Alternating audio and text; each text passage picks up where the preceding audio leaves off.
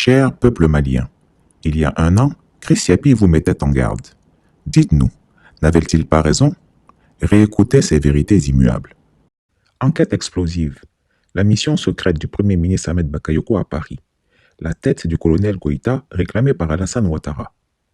Chris Yapi vous avait informé du voyage discret du Premier ministre Ahmed Bakayoko à Paris.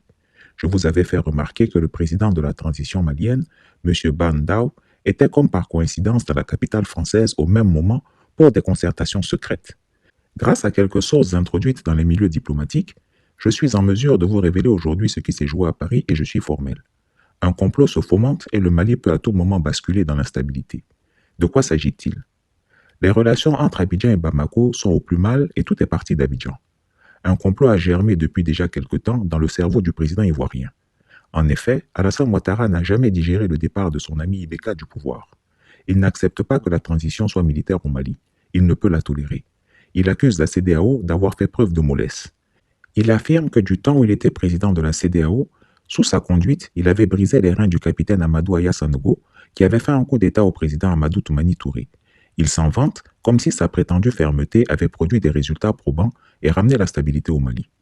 Mais Alassane Ouattara a deux obsessions. La première est qu'il ne veut pas que le cas malien serve d'inspiration aux militaires ivoiriens, surtout qu'il est actuellement fragilisé par un troisième mandat illégal. La seconde est le colonel Assimi Goïta, qu'il trouve insoumis et trop indépendant. Il ne peut le supporter et pourtant, il est l'homme fort du Mali. Alerte. Chris Yapi rappelle à ses internautes que le compte Chris Yapi officiel sur Facebook est un compte espion. Il a été créé par Téné Birahima Ouattara. Désabonnez-vous, signalez-le et informez vos amis. Dès lors, Alassane Ouattara n'a qu'un objectif, renverser le pouvoir de la transition du Mali. Préoccupé qu'il était par la situation politique nationale dans son propre pays qui était chaotique, il a été contraint de mettre un bémol momentanément à ses ambitions putschistes. Il est évident qu'il ne pouvait pas faire face à deux fronts. Dès qu'il a réussi à braquer sa réélection avec la complicité de la CEI et du Conseil constitutionnel, il s'est aussitôt remis à comploter contre le Mali. Dans cette entreprise de déstabilisation, il a un grand allié, la France. Nul n'ignore les bonnes relations qu'Alassane Ouattara entretient avec Paris. Le président français Emmanuel Macron veut briguer un second mandat en 2022 et il se trouve qu'en raison de la grave récession économique qui frappe la France et la plupart des pays occidentaux, il est fauché. Ses soutiens traditionnels, les milieux des affaires sont tous en difficulté de trésorerie. Son parti La République En Marche est jeune et n'est pas très riche. Il lui faut donc trouver de gros capitaux pour financer sa prochaine réélection.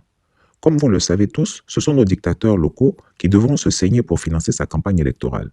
Ce qui explique qu'il a accepté la mise à mort de la démocratie en Afrique de l'Ouest avec les troisièmes mandats d'Alassane Ouattara et d'Alpha Condé. Je vous reviendrai sur ce dossier du financement de la campagne présidentielle du président français avec plus de détails dans une autre enquête. Sachant donc qu'Emmanuel Macron compte sur son soutien financier, Alassane Ouattara en profite pour placer ses pions et mettre ses conditions. Il met la pression pour que Paris exige la dissolution de la junte militaire et interdise au colonel Goïta de candidater à la présidence de la République malienne à la fin de la transition en 2022. Il veut également que la France mette en place un comité de sanctions contre le groupe de colonels à l'origine de la chute de son ami Ibeka.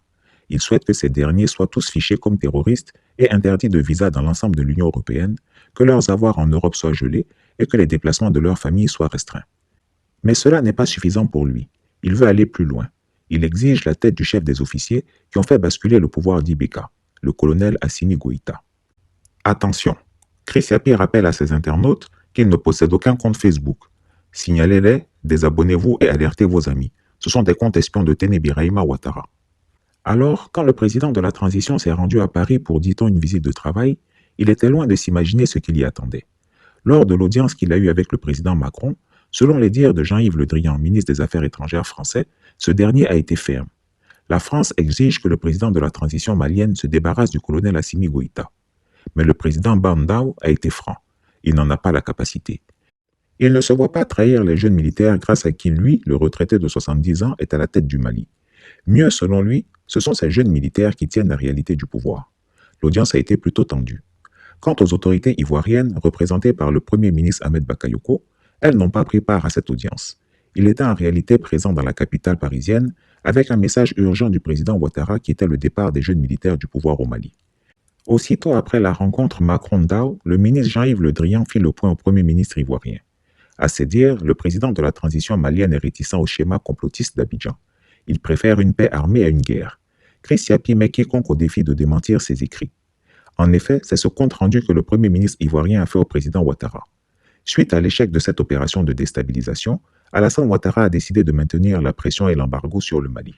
Une fois de plus, Chris Yapi interpelle le peuple malien.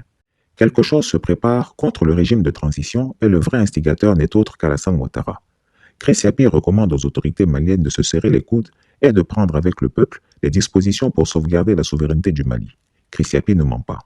Retrouvez Chris Yapi sur son nouveau compte Twitter, ses 2 chaînes YouTube, sa chaîne Dailymotion, Instagram et Mediapart.